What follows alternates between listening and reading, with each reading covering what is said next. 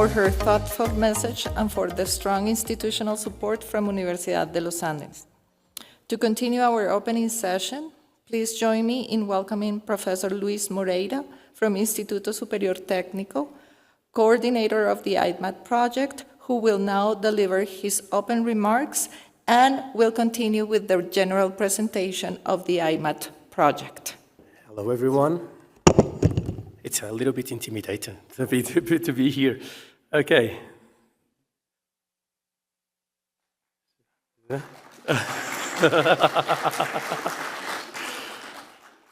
Okay, let me just try. Okay, so hello, everyone. It's a real pleasure to be here with all of you today.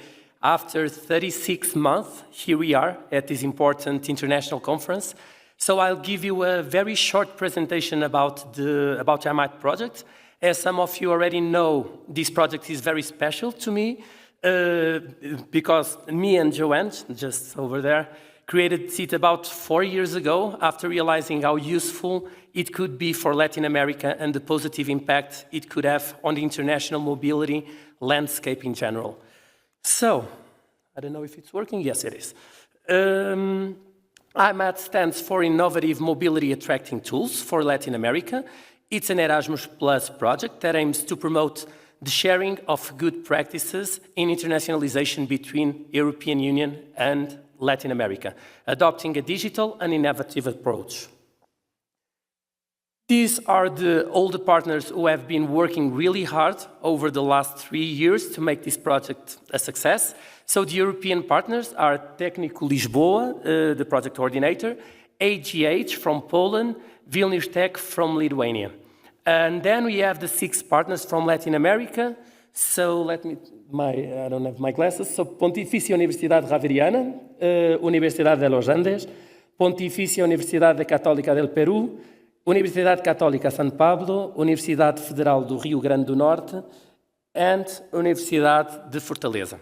So, and before moving forward, please allow me just to take this moment to publicly thank all of you, partners, friends, colleagues, participants, everyone who contributed to the success of this project. So a big thank you for everyone that are making this true and making this a real success. Just to give you a quick idea of how everything was organized, the project is divided into 7 work packages, each one led by a different partner. This structure keeps things clear and helps us manage the work, and it also makes sure everyone plans their part. To ensure everything stayed well coordinated among all partners, we held several meetings throughout the project, but I really have to highlight the management meetings. They were important moments for discussion, aligning ideas, keeping everyone on the same page. So we alternated between in-person and virtual meetings, as you can see here on this slide. The first one, it was in Lisbon, the first project management meeting. The second one, it was online. The third one in Vilnius.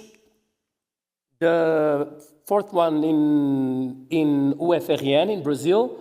Then we have, in December of 2024, an online meeting, and the last one in AGH in Poland.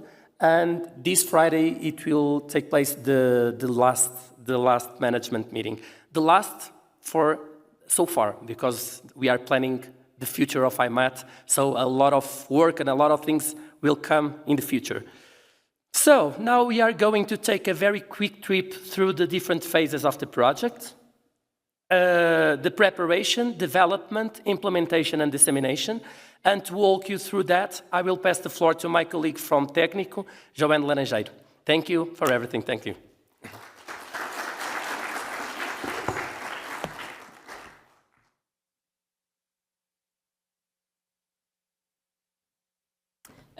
Hello, everyone. It's a pleasure to be here. So as Luis mentioned, I'll take you through a journey on how this project developed over these 3 years. As Luis explained, the project was organized in 4 phases. The preparation phase, the development phase, the implementation phase, and the dissemination phase. So the preparation phase consisted in a status report based on pre-identified conditions and needs. So this was not a needs analysis, because that's something that you usually do upon the submission of the application. But this consisted in surveys that were delivered to the Latin American universities, aimed to understand the challenges faced by Colombia. Sorry, but I'm moving away from the microphone. And Brazil in attracting students to staff mobility programs. You will hear about this in more detail in a little while. And also the fact-finding study table, that this was a document that presented the good practices developed by all the IMAT partners.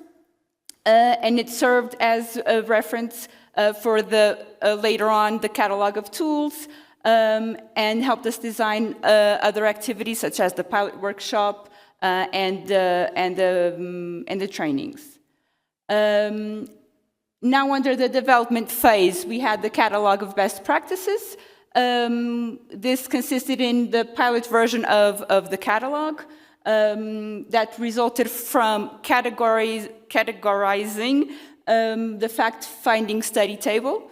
And then this later on led to the pilot version of the catalog of tools. Okay, this was then tested in the pilot workshop that took place in Vilnius Tech, and where the participants had an opportunity to contribute directly to this version of the catalog of tools. Still under the development phase was the International Mobility Interactive App, the IMOB, that you'll also hear about in a little later on. Also a very important result for us. It included the design of the interface. We wanted it to be something that was user-friendly and something that could be easily broadened beyond the initial partners that are part of the project. Of course, we wanted it to be useful. And this also was possible by creating a database that was filled in by all the partners that contributed to selecting and refining the content, ensuring that the apps remains useful beyond the IMAT project while fostering engagement and shared responsibility. Still under the development phase were the training programs, also another important activity. These training programs took place in each of the Latin American partner countries, in this case in PUJ in Javeriana, in UFRN in Brazil, and in PUCP in Peru. Okay, and the main objectives of this training was to strengthen the Latin American institutions' capacity in attracting students and academic and non-academic staff to mobility initiatives.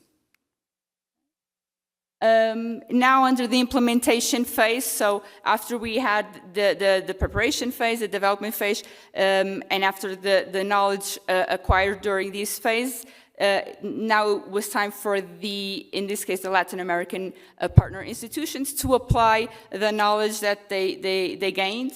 And one of those, two of those activities actually were the mobility labs and the mobility exhibitions. So the International Mobility Labs had the purpose of making information on internationalization more accessible and didactic, involving the academic community.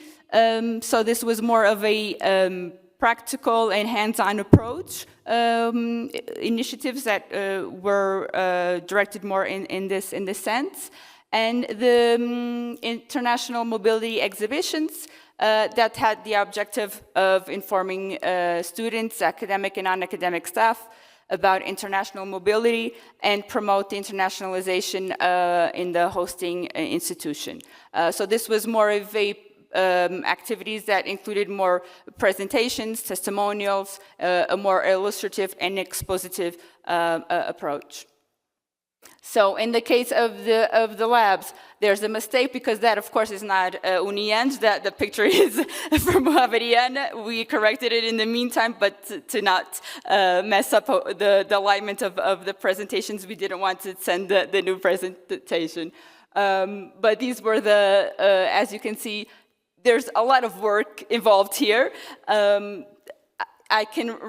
We are resuming in one slide what was a lot of work from our partners, organizing all these activities and the impacts and that they had. You'll hear also about this later. The exhibitions also were organized in Colombia and Peru and Brazil. As I said, this was more of an illustrative approach.